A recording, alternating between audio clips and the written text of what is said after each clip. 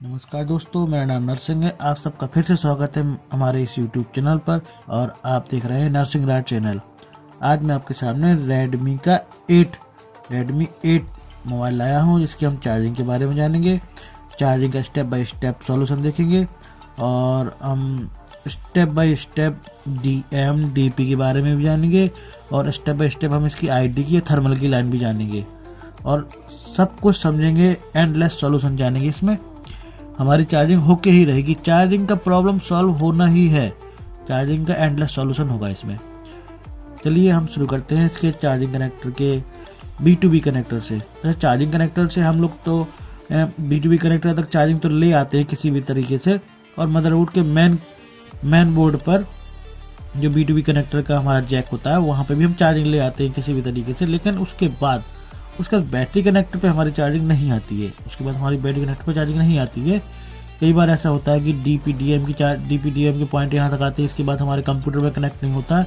तो इन सारे प्रिंटों के, इन सारे कनेक्शनों के ट्रेस करेंगे और समझेंगे कौन सा प्रिंट किन के रेजिस्टेंस और कैपेसिटरों के थ्रू अंदर जाता है, किस IC पे जाता है, और आज हम समझेंगे स्टेप बाय स्टेप। चलिए हम शुरू करते हैं B2B कनेक्टर, जो कि मेन फ्लैक्स वाला जो हमारा पत्ता होता है वो कनेक्ट होता है, उसे हम B2B कनेक्टर बोलते हैं ना। तो वहाँ शुरू करेंगे। ये देख पा रहे हैं आप बी बस जिसे हम बोलते हैं जो चार्जिंग कनेक्टर का हमारा प्लस पॉइंट होता है ना, चार्जिंग कनेक्टर का जो चार्जिंग कनेक्टर का पॉजिटिव पॉइंट होता है वो है ये बी बस। तो ये बी बस हम यहाँ पे लाएंगे। ये हमारा प्रिंट दे रखे इन्होंने, ये देखिए आप जैक है और ये इन दोनों से कनेक्ट हुआ है वो, और ये पांच प्रिंटों पे यहाँ कनेक्ट हुआ है। इसके बाद भी यहाँ पे इन्होंने प्रिंट दिया है। बाय द वे ये गल जाते हैं, पानी में डैमेज हो जाते हैं, कुछ भी प्रॉब्लम हो जाती है। यहाँ पे आप जंपर लगाएंगे या यहाँ पे आप सीधा नीचे से सीधा सब बोर्ड से यहाँ पे जंपर लगा सकते हैं चार्जिंग के प्लस पॉइंट से। चलिए इसके बाद हम ट्रेस करेंगे ये पॉइंट आखिर जाते कहाँ है। ये जो प्लस की लाइन है इसकी लाइन हम जानेंगे ये कहाँ जा रही है। चलिए देखते हैं रेड लाइन हमारी कहाँ जाती है। चलिए चेक करते हैं रेड लाइन हमारी कहाँ जाती है। ये देखिए ये बी बस है, ये देखिए ये बी बस की लाइन है, ये बी बस की लाइन है। ये देख पा रहे हैं आप, ये बी बस की लाइन है। ये हमारी कहाँ जा रही है इसे हम देखेंगे। और ये देखिए ये बी बस की लाइन हमारी ये आई हुई है।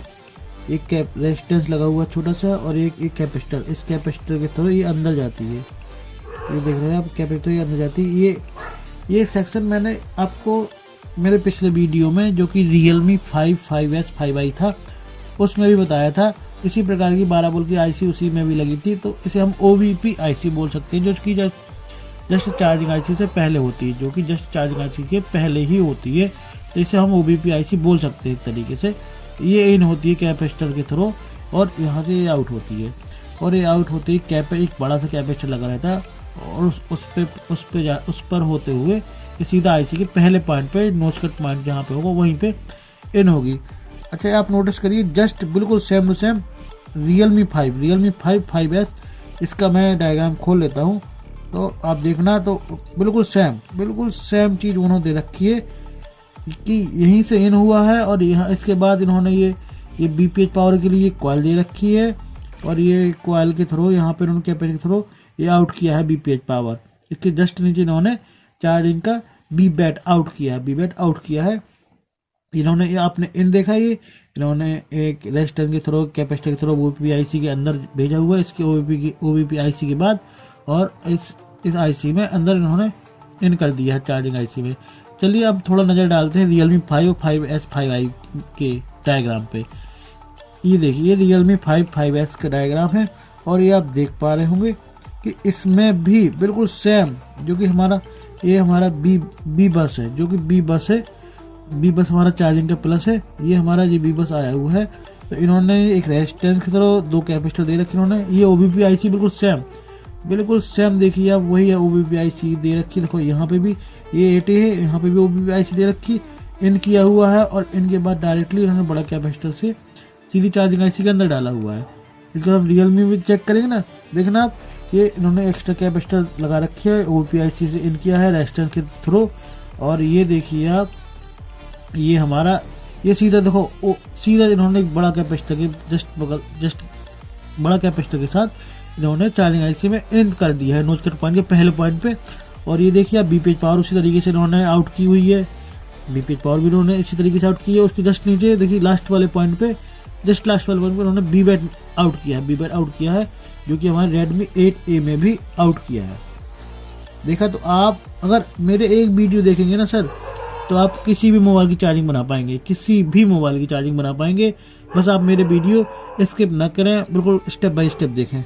देखिए बिल्कुल सेम प्रोसीजर उसका था और सेम प्रोसीजर इसका भी है।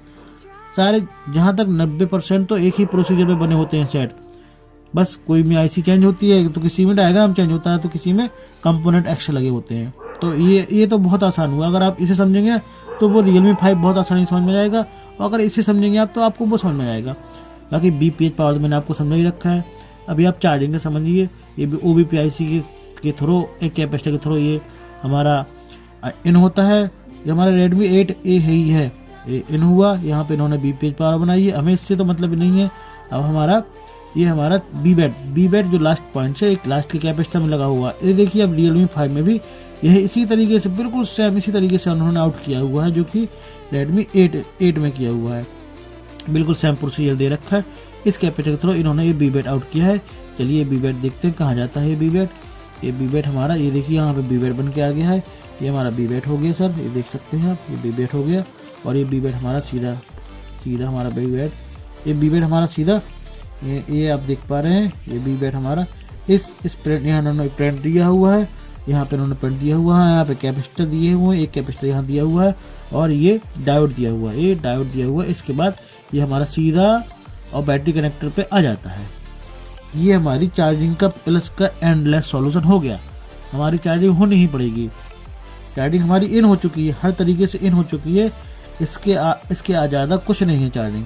अब चलिए हम देखते हैं DP और DM, क्योंकि वो चार्जिंग के प्लस तो हमने बैटरी कनेक्टर तक पहुंचा दी। अब हमें DP DM को पहुंचाना है CPU तक, DP DM को पहुंचाना है CPU तक। तो ये हमारे लास्ट में प्लस, जो कि ये तो देख रखे थे अपन ने, ये B बस तो हो गया। अब DP DM, ये हमारा DP एंड DM के पॉइंट दे रखे उन्होंने दो, एक B2B कनेक्टर के सबसे लास्ट में दे रखे हैं उन्होंने DP और DM। ये देखिए इन दोनों पिंटों में दे रखे, और इन्होंने दो डायोड लगा रखे छोटे छोटे। इन डायोडों से कनेक्ट करके इन्होंने ये CPU में भेजा है। तो CPU में देखेंगे किसके जरिए भेजा है। वहाँ पे दो डायोड हो गए, दो प्रिंट हो चुके हैं।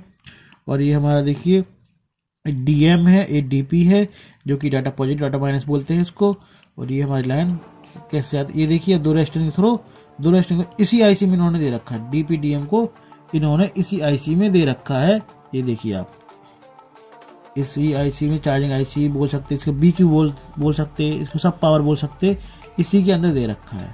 देख सकते हैं आप, इन दोनों रेजिस्टेंस के थ्रू इन्होंने इन किया हुआ है। तो DP DM का अगर वहाँ पे हमको जंपर नहीं मिलता है तो हम यहाँ पे जंपर लगा सकते हैं, या इन यहाँ पे लगा सकते हैं। और ये हमारा इन हो गया DP DM। अच्छा चलिए वापस बैटरी कनेक्टर पर चलते हैं, और अब हम देखते हैं DP DM हो गया, D+ हो गया, मतलब इन हमारा हर तरीके से पूरा हो चुका है। इन हमारा हर तरीके से पूरा इन हो चुका है। हमारा जो चार्जिंग कनेक्टर था प्लस हो गया, हमारा B बस हो गया, DM हो गया, D- हो गया, D पॉजिटिव हो गया, और ग्राउंड तो कहीं से भी लगा सकते हैं। तो हमारे चारों प्रिंट जो नेसेसरी होते हैं वो कंप्लीट पूरे हो चुके हैं।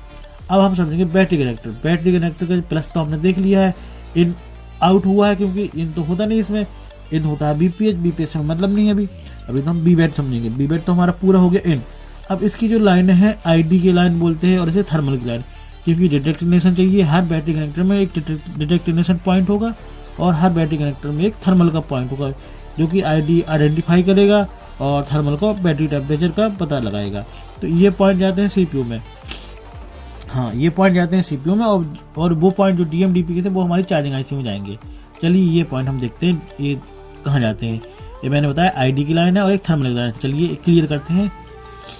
ये हमारी ID की लाइन, थर्मल लाइन। ये देखिए ये जो लाइन है, ये लाइन है हमारी, एक यहाँ डायोड दे रखे इन्होंने, ये डायोड दे रखा है, एक रेजिस्टेंस दे रखा है इन्होंने, ये रेजिस्टेंस दे रखा और डायोड दे रखा। ये आप देख पा रहे हैं रेजिस्टेंस और डायोड के थ्रू। ये देखिए ID की लाइन, ये ID की लाइन है, ये रेजिस्टेंस है तो ID का हो गया, ये रेजिस्टेंस हमारा ID का हो गया, और ये हमारा थर्मल का हो गया, ये ID का एक थर्मल का। चलिए इन ID और थर्मल की लाइन देखते हैं कहाँ जाती है। और ये देखिए ये ID की और थर्मल की लाइन भी इन्होंने इसी चार्जिंग आईसी में दे रखी है, इसी चार्जिंग आईसी में दे रखी है, इसी चार्जिंग आईसी में हमारी आईडी की लाइन भी दे रखी है इन्होंने। देखिए इन्होंने आईडी की लाइन थर्मल इसी में दे रखी है। अगर हमारा थर्मल मतलब अगर हमारा जो कि थर्मल काम ना करे, अगर हमारा थर्मल बोले तो टेम्परेचर का इशू होता है, टेम्परेचर से रिलेटेड कोई प्रॉब्लम होगी, तो हमें इन दो रेजिस्टेंसों को, इस रेजिस्टेंस को या इस डायोड को, इस डायोड को या इस रेजिस्टेंस को चेंज करना पड़ेगा। ये चेंज ही करना पड़ेगा, हमें चेक करना पड़ेगा ये कितने ओम्स का डायोड है, कितने ओम्स का रेजिस्टेंस जो भी है हमें चेक करना पड़ेगा और उसे चेंज करना पड़ेगा, तभी ये काम करेगा। और अगर हमारी लाइन टूटी हुई है, लाइन ओपन है, तो हमें यहाँ जंपर लगाना पड़ेगा। इसके बाद भी सब कुछ ओके है, फिर भी नहीं हो रहा, तो हमें इस आईसी को रिवॉल्व करना पड़ेगा, इस आईसी को रिवॉल्व करना पड़ेगा। तो या इससे आपकी जो प्रॉब्लम आती है ना कि not charging error, battery temperature low, battery temperature high, your mobile shut down in 10 second, ये जो भी जितनी सारी प्रॉब्लम्स आती हैं, ये सारी प्रॉब्लम आईडी से रिलेटेड आती हैं और थर्मल की लाइन से रिलेटेड आती है। देख ली लिखा हुआ है यहाँ पे बैट थर्मल बोले तो ये थर्मल की लाइन टेम्परेचर से रिलेटेड इशू होंगे, तो बैट थर्मल की लाइन होगी। और जो आईडी बैटरी परसेंटेज से रिलेटेड प्रॉब्लम होंगी, बैटरी आईडी होगी। वो मतलब जैसे कभी 50% है तो 50% ही बनी रहती है, 70 है तो 70 बनी रहेगी, तो ये प्रॉब्लम होती है आईडी की। तो इन दोनों ट्रैक को हम प्रेस करके और इस प्रॉब्लम को सॉल्व कर पाएंगे।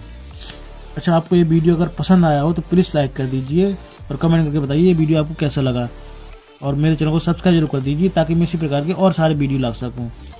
इस वीडियो में आपको अच्छे से समझ में आ गया होगा कि चार्जिंग का प्लस पॉइंट कहाँ से, कैसे, किन किन प्रिंटों के जरिए, किन किन डायोड रेजिस्टेंस के कैपेसिटर के थ्रू अंदर जाता है, कहाँ जाता है, किस आईसी में जाता है, और कहाँ से कैसे आउट होता है, वापस आता है बैटरी कनेक्टर का प्लस और चार्जिंग कनेक्टर का प्लस, और डीएम डीपी इनके बारे में मैंने इस वीडियो में अच्छे से आपको समझा दिया है।